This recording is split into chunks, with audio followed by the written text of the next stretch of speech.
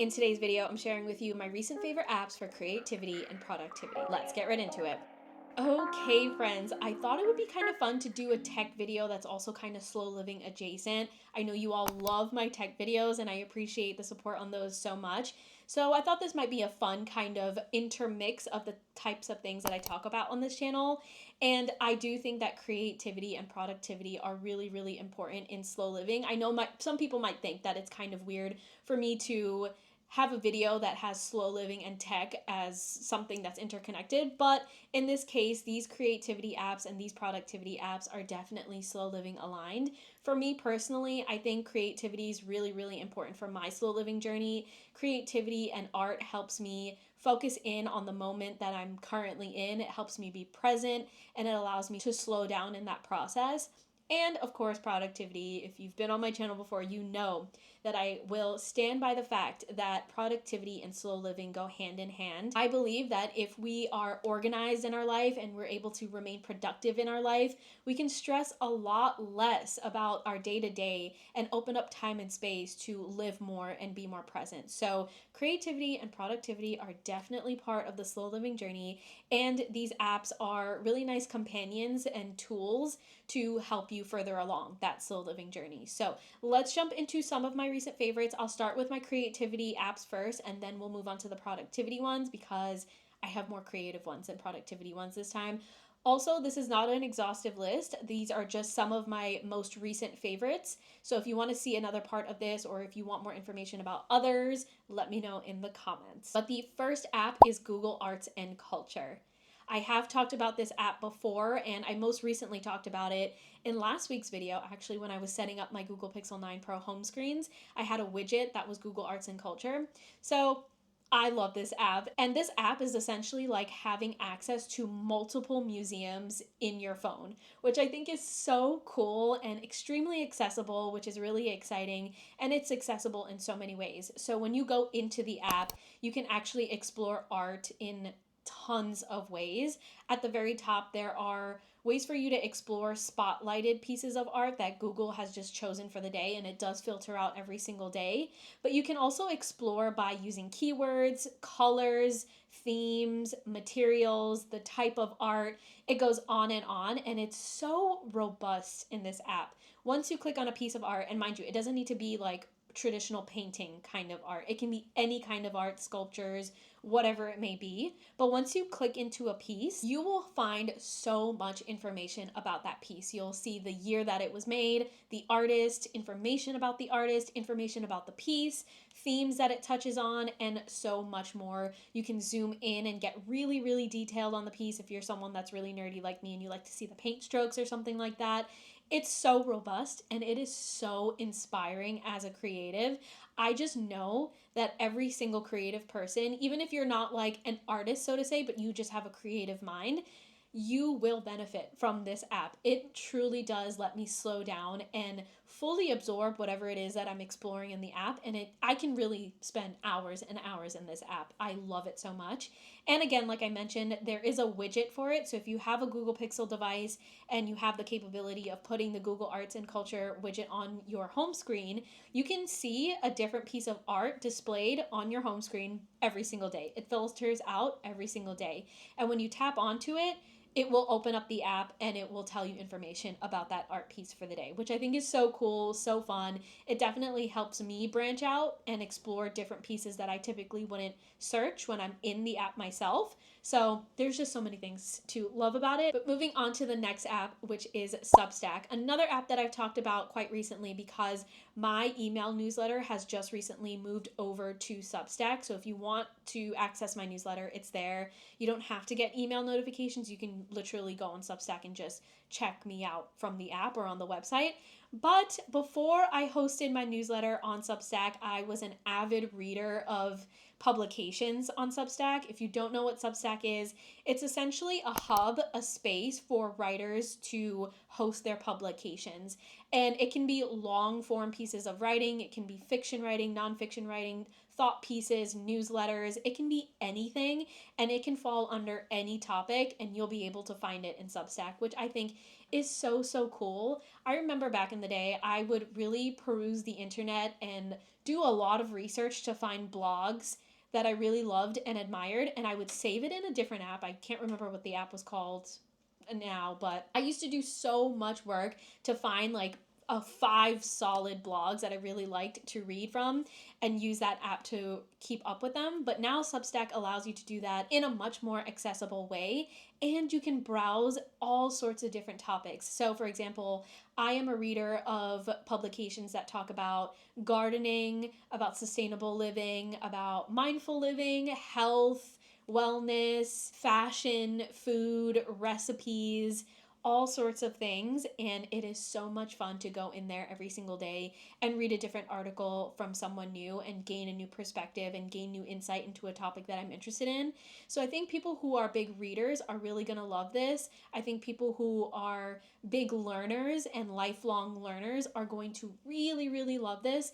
And again, slowing down, being in the moment, being present, and reading an article every single day is a really good habit. It's almost like reading a novel. And if you aren't into novel length pieces, you can check out Substack and read something that's much shorter, much more accessible. I will also say that Substack also recently implemented like a social element to it. And so there's a home feed as soon as you open the app. And it's very similar to Twitter. And I say that with hesitation because it's a lot more positive. It's a lot more artsy and fun and welcoming than Twitter, but the feed looks like a Twitter feed. So you can just scroll through the feed. You'll see images, you'll see texts, like very short pieces of text, like one-liners and stuff, and people interacting, liking, reposting, commenting, stuff like that.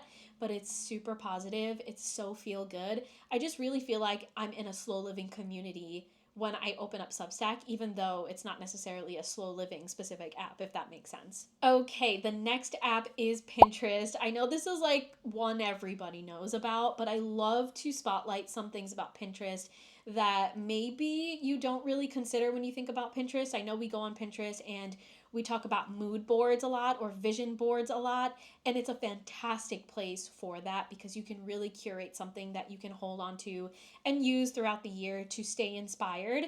And by the way, if you don't know what Pinterest is like a social media feed, but it's all of images and videos, and it's very aesthetic. It's very like DIY home decor stuff, recipes, but also specific aesthetics. Like if you wanted to see more of the clean girl aesthetic, you can see a lot of that on Pinterest.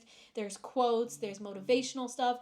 There's a lot, but it's extremely aesthetic. And I, of course, love it for vision boards. I love it for manifestation boards or inspirational boards, vision boards, all of those types of boards.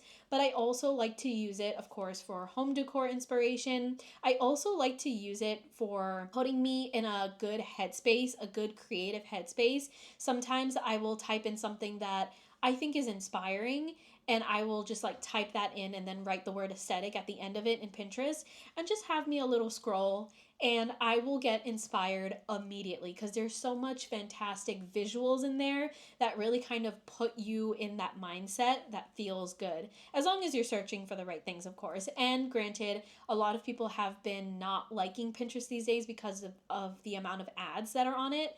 And it does take you out of the experience, absolutely. But I try my best to filter that out and not look at those things and mostly just look at the stuff that I'm searching for. Okay, and then the last creativity app is Skillshare.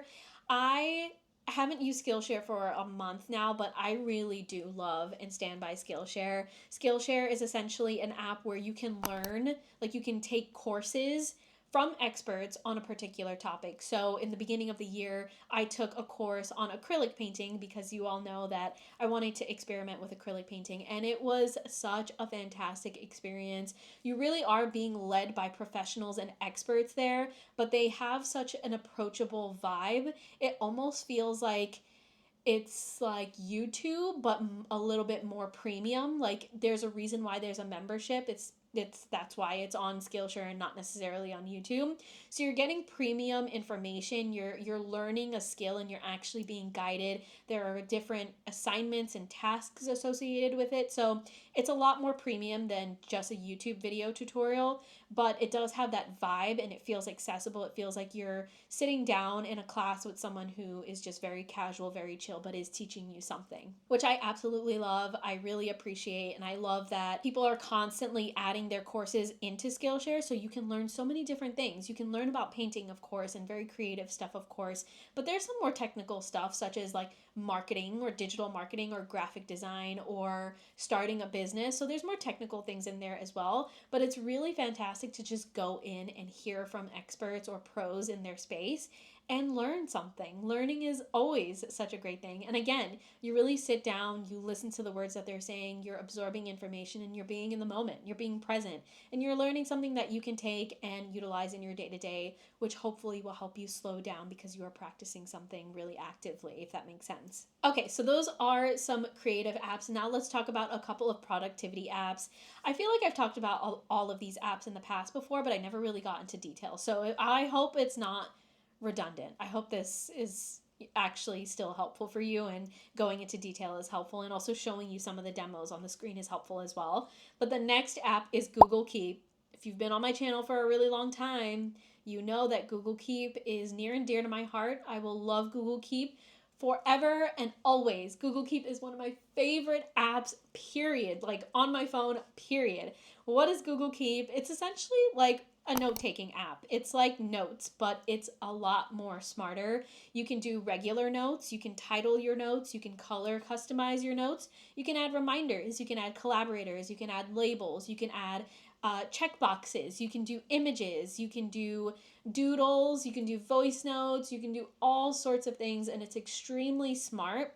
And I think that's the most important thing about this being like a note-taking app, is that it can be as simple as plopping in your grocery list, but you can do some customizations to make it a little bit more smarter and more intuitive and more convenient in your life. So I have nothing but good things to say about Google Keep, even though it is at its very base quite simple. So I do recommend you just downloading it and giving it a try. Again, start with something simple like a grocery list and kind of work your way through it. Sometimes I do collaborative posts in there. Sometimes I do a whole sort of brainstorming sessions in there. So you can really add layers and layers as you continue to use it and learn more about it. Okay, and then the last productivity app, which I think is a productivity app, it is the Aura Ring app. Now, of course, you need to have the Aura Ring. Sorry, I'm out of breath because I just ran into the kitchen to take my oven off. It was like ringing as I was filming. So you do need an Aura Ring in order to really benefit from the Aura Ring app, but I absolutely adore the Aura Ring.